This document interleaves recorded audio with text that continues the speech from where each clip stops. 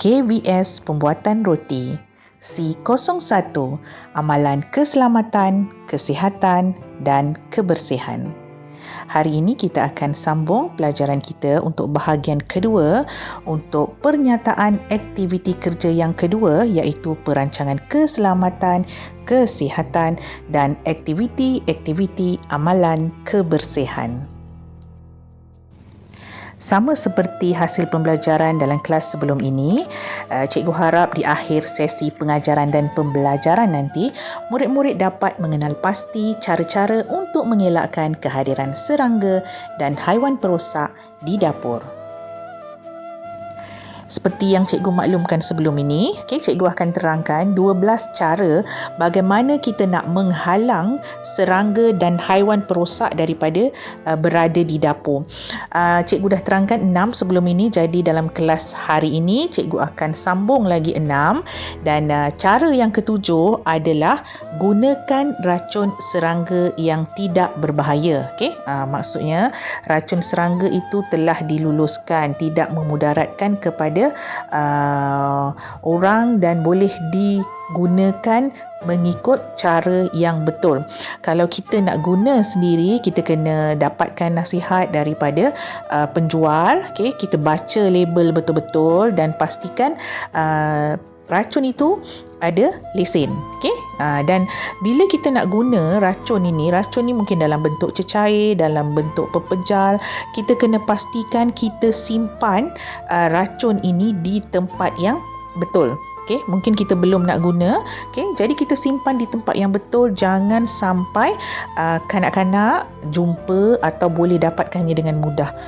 Bukan saja semasa kita nak guna tu, sebelum guna pun kena pastikan diletakkan di tempat yang betul. Contohnya macam kalau kita tengok racun tikus tu kan, kadang-kadang dia berwarna, ada yang warna merah. Warna tu menarik dan kadang-kadang kanak-kanak dia tak tahu bahawa itu adalah racun.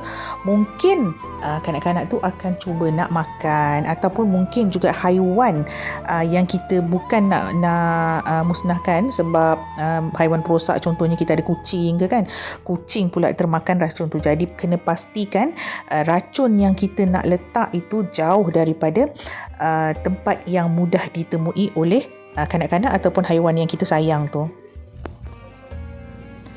Cara yang ke-8 adalah bersihkan semua bahagian dan peralatan di kawasan sinki dan kaunter makanan. Seperti yang kita sedia maklum, di bahagian sinki tu contohnya memang akan ada banyak sisa-sisa makanan yang kita buang ke masa kita basuh pinggan ataupun kita letak pinggan kotor.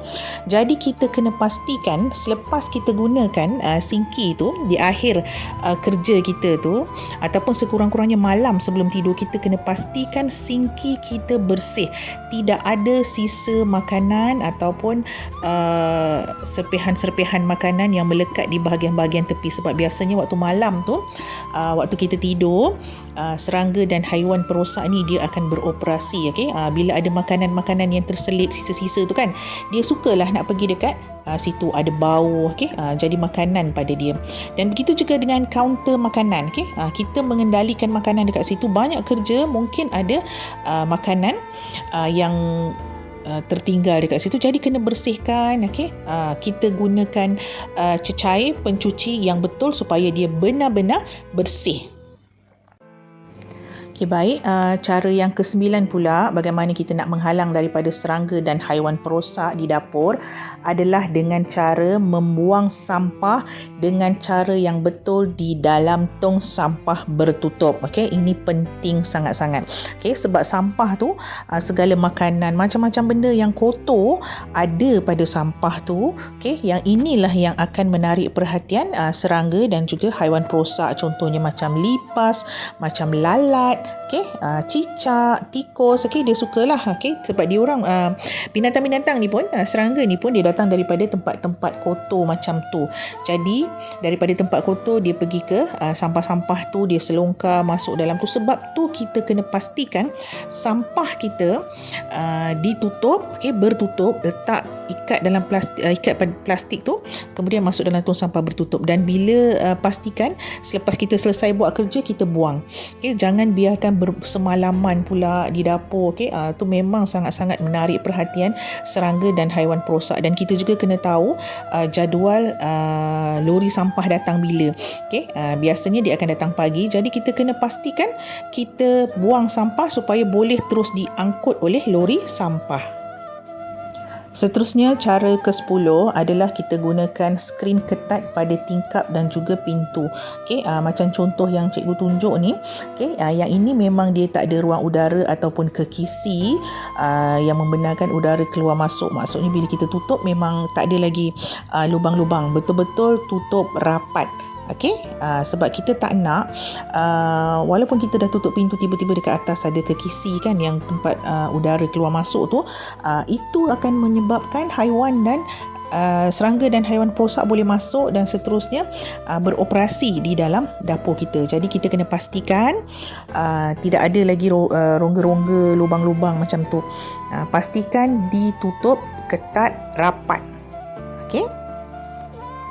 Okey, cara ke-11 bagaimana kita nak menghalang serangga dan haiwan perosak ini di dapur adalah kita perlu periksa barang yang kita terima. Okey, kita akan ada jadual untuk beli barang kan, tak kiralah barang kering ataupun bahan basah, okey, untuk stok. Jadi masa selepas kita beli, sebelum kita simpan, kita kena pastikan kesemua barang itu berkeadaan baik. Okey, pembungkusnya sempurna, kalau perlu kita tukar kepada masuk dalam bekas lain. Okay, semua kita kena tengok.